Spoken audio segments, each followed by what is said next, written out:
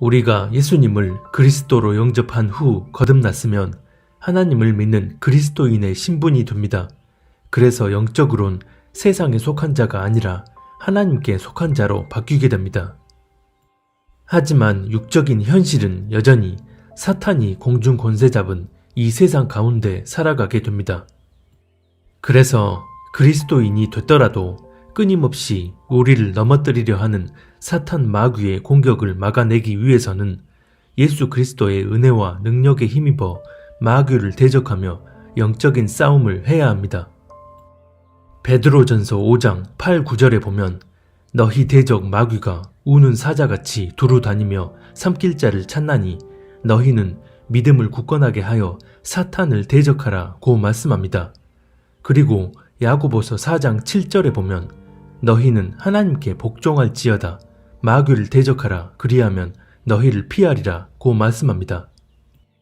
베드로전서 5장 9절에서 말씀하는 것처럼 믿음을 굳건하게 하기 위해선 야고보서 4장 7절 말씀처럼 하나님께 복종, 즉 하나님께 순종할 때 믿음이 굳건해지는 기반이 형성되는 것이고, 이렇게 하나님께 순종함으로 우리의 믿음이 굳건해지게 되면 마귀를 대적할 수 있는 영적인 기반이 형성됩니다.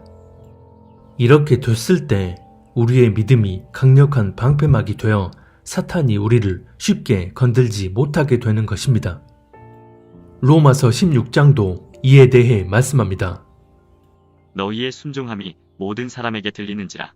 그러므로 내가 너희로 말미암아 기뻐하노니 너희가 선한데 지혜롭고 악한데 미련하기를 원하노라. 평강의 하나님께서 속히 사탄을 너희 발 아래에서 상하게 하시리라. 우리 주 예수의 은혜가 너희에게 있을지어다. 로마서 16장 19, 20절. 하나님께 대한 순종함이 우리 중심에 전제되어질 때 하나님께서 친히 은혜로 역사해 주셔서 우리가 사탄을 대적하여 승리할 수 있게 해 주신다는 것입니다. 사탄은 항상 우리 마음의 빈틈을 파고듭니다. 우리의 마음이 진리에서 조금이라도 어긋나 있으면 그걸 간파하고 역사하기 때문에 에베소서 4장 27절에 보면 마귀에게 절대 틈을 주지 말라고 말씀합니다.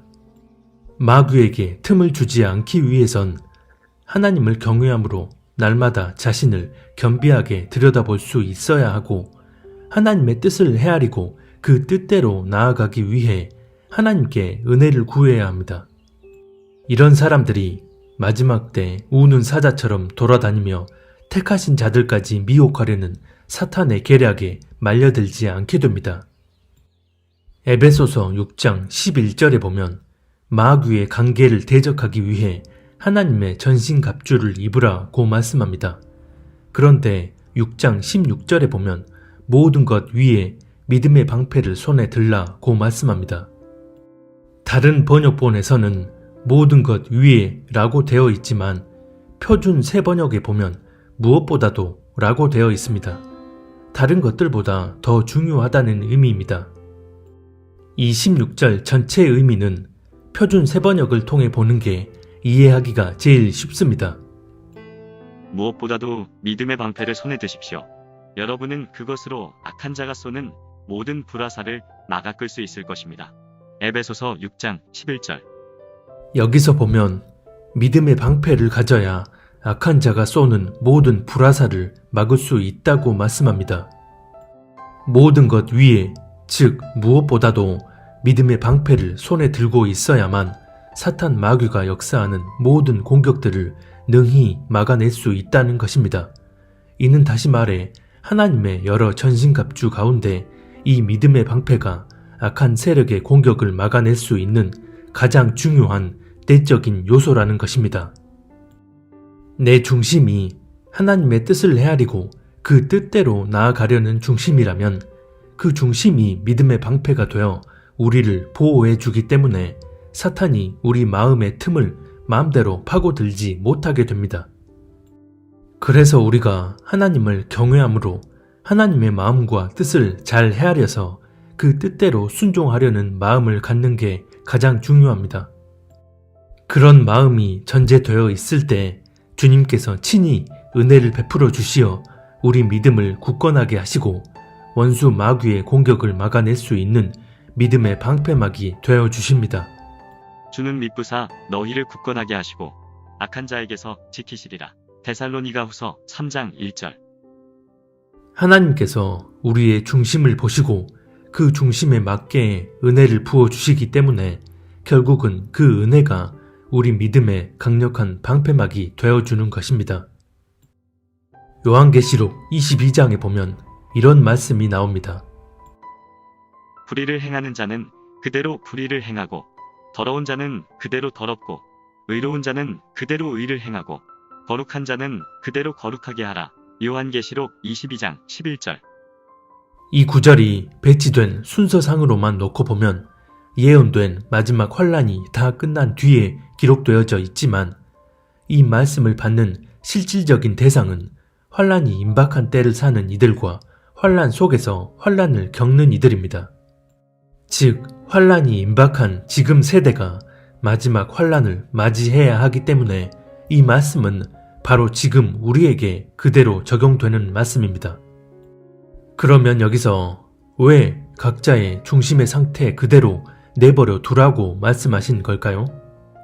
환란이 임박한 지금부터 환란에 들어간 때까지는 하나님께서 심판의 하나로 미혹을 이 땅에 풀어버리시는 때입니다. 데살로니가 후서 2장을 보면 이에 대해 분명하게 말씀합니다. 이러므로 하나님이 미혹의 역사를 그들에게 보내사 거짓 것을 믿게 하심은 진리를 믿지 않고 불의를 좋아하는 모든 자들로 하여금 심판을 받게 하려 하심이라. 데살로니가 후서 2장 11, 12절. 그래서 이 심판의 때에는 합당한 중심을 가진 사람들은 하나님께서 알곡으로 구별하시고 합당하지 못한 자들은 쭉정이와 가라지로 분류되어 하나님이 허락하신 미혹의 일에 휩쓸리게 되는 것입니다. 이렇게 되면 그리스도인의 모양을 하고 있든 그렇지 않든 불의한 중심을 가진 모든 사람들은 그 중심의 상태에 맞게 하나님의 뜻을 거스르는 미혹된 방향으로 계속해서 나아가게 되는 것이고 하나님은 그걸 내버려 두심으로 결과적으로 그들이 심판받게 하시는 것입니다. 디모데후서 3장에 보면 말세를 사는 사람들의 특징에 대해 이렇게 말씀합니다. 너는 이것을 알라. 말세에 고통하는 때가 이르러 사람들이 자기를 사랑하며 돈을 사랑하며 자랑하며 교만하며 비방하며 부모를 거역하며 감사하지 아니하며 거룩하지 아니하며 무정하며 원통함을 풀지 아니하며 모함하며 절제하지 못하며 사나우며 선한 것을 좋아하지 아니하며 배신하며 조급하며 자만하며 쾌락을 사랑하기를 하나님 사랑하는 것보다 더하며 경건의 모양은 있으나 경건의 능력은 부인하니 이 같은 자들에게서 내가 돌아서라. 디모데후서 3장 1절부터 5절. 여기서 보면 말세 사람들에게서 이런 악한 특징들이 나타나는데 이런 불의한 중심을 가진 자들에게서 돌아서라고 말씀합니다. 특히 5절에 보면 경건의 모양은 있으나 경건의 능력은 부인한다고 말씀합니다.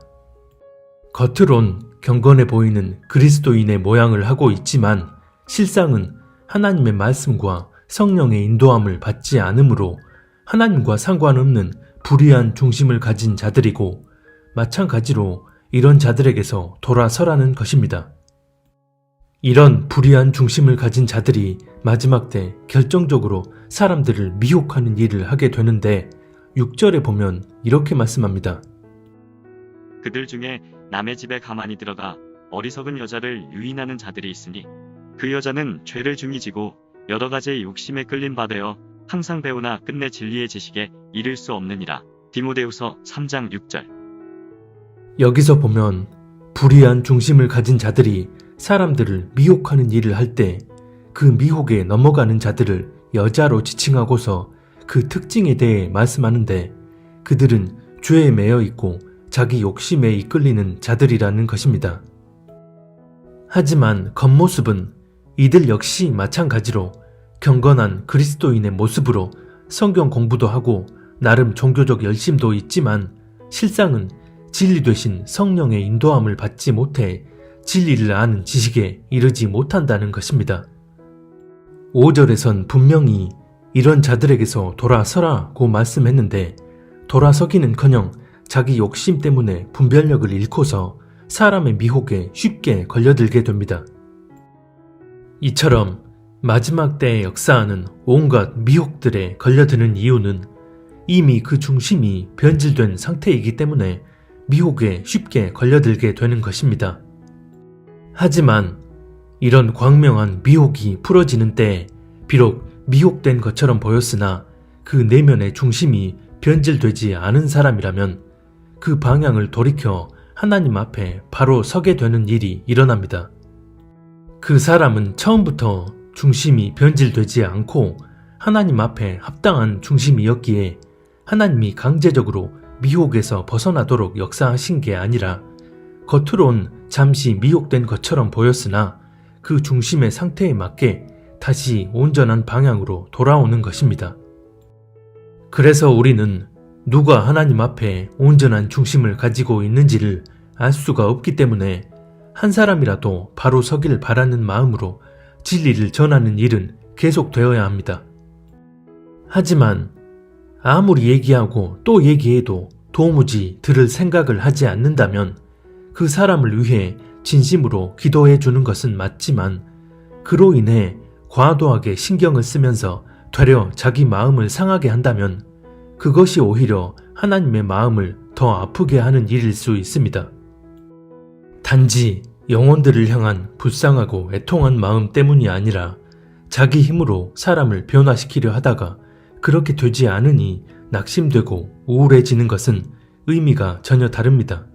그래서 우리가 해야 할 부분과 모든 일의 주관자 되시는 하나님께 맡겨야 할 부분을 잘 구분하고 분별해서 하나님 뜻대로만 나아가는 것이 가장 중요합니다. 그러면 또 어떤 분들은 그럼 이제 알곡과 가라지가 가려졌고 심판이 확정된 때이니까 불신자들에게 복음 전하는 일은 큰 의미가 없겠네 라고 하실 수도 있습니다. 하나님이 역사하시는 구원의 섭리는 때에 따라 아주 관건적인 역사로 임하기도 합니다. 마지막 중의 마지막 때인 지금도 중동이나 아프리카 같은 지역에서는 사람을 통로 삼지 않으시고 예수님이 직접 사람들 앞에 나타나셔서 그들을 변화시키는 일들이 일어나고 있습니다. 이는 다시 말해 하나님이 강권적으로 역사하시는 섭리에 의해 불신자가 예수님을 영접하고 거듭나게 된 후 그 중심이 하나님 앞에 바로 온전케 되는 일도 얼마든지 가능하다는 것입니다. 하나님이 역사하시는 섭리의 스펙트럼은 우리가 생각하는 것보다 훨씬 광대합니다. 성경을 통해서도 그걸 확인할 수 있습니다. 로마서 14장 2절에 보면 믿음이 연약한 자에 대해 이렇게 말씀합니다. 어떤 사람은 모든 것을 먹을 만한 믿음이 있고 믿음이 연약한 자는 채소만 먹느니라. 로마서 14장 2절.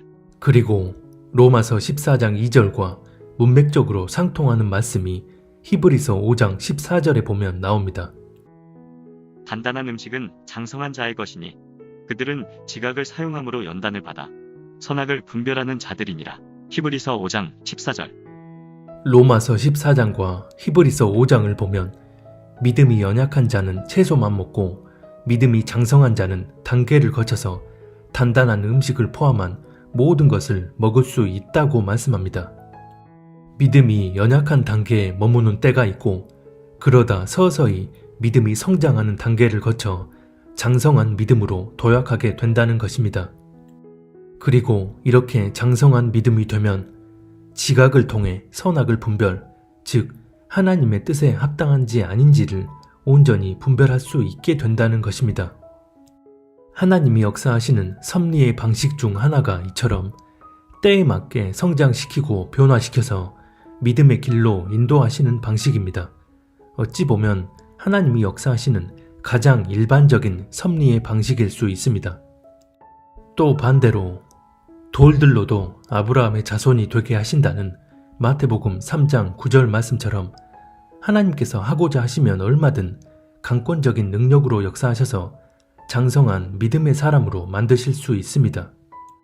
사람의 기준으로 생각하면 처음 거듭나게 됐을 때는 아무것도 모르니 이것저것 배우고 양육받아야만 믿음이 성장하게 된다고 생각할지 모르나 하나님이 하고자 하시면 어제까지 믿지 않던 불신자가 합당한 중심을 가진 그리스도인이 되는 것은 전혀 어렵거나 문제되는 일이 아닌 것입니다. 대표적으로 사도 바울의 경우 그리스도인들을 때려잡던 아주 악랄한 유대 종교인 중 한 명이었지만 순식간에 예수님을 만나는 체험을 한 후 불과 얼마 지나지 않아 하나님의 강권적인 섭리가 임하여 사람들 앞에서 예수가 그리스도이심을 증거하는 놀라운 지혜의 능력을 발휘합니다. 사도행전 9장 18절 이하에 보면 이런 하나님의 강권적인 능력의 섭리가 바울에게 어떻게 임하였는지를 그대로 보여줍니다. 즉시 사울의 눈에서 비늘 같은 것이 벗어져 다시 보게 된지라. 일어나 세례를 받고 음식을 먹음에 강권하여지니라. 사울이 다메섹에 있는 제자들과 함께 며칠 있을새 즉시로 각 회당에서 예수가 하나님의 아들이심을 전파하니 듣는 사람이 다 놀라 말하되. 사도행전 9장 18절로 21절. 여기서 보면 즉시 사울의 눈에서 비늘 같은 것이 벗겨져 다시 보게 된 후 음식을 먹고 강건하여졌다고 말씀하고 그 이후 다메섹에 있는 제자들과 며칠간 함께 있을 때 즉시 예수 그리스도를 전했다고 말씀합니다. 바울이 실제 변화되는 과정에서 시간의 경과가 어느 정도 있었다 하더라도 그 기간이 매우 짧았다는 것을 이 말씀이 그대로 증거하는 것입니다. 물론 바울은 그 전부터 이미 구약 성경엔 정통했기 때문에 예수님이 그리스도라는 퍼즐만 맞춰지면 이미 가지고 있는 지식으로 설교할 수 있었겠지만 여기서 말하고자 하는 바는 단순한 지식을 의미하는 게 아니라 예수님을 만나 거듭난 이후 그 믿음 자체가 미성숙한 단계에서 서서히 성숙의 단계로 나아간 게 아니라 곧바로 장성한 믿음의 사람이 됐다는 것입니다.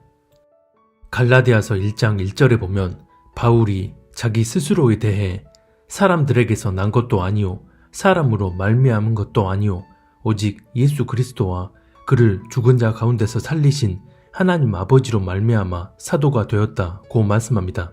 즉 하나님의 강권적인 능력의 섭리로 단번에 변화되어 사람들을 하나님께로 인도하는 엄청난 사명을 부여받게 되었다는 것입니다.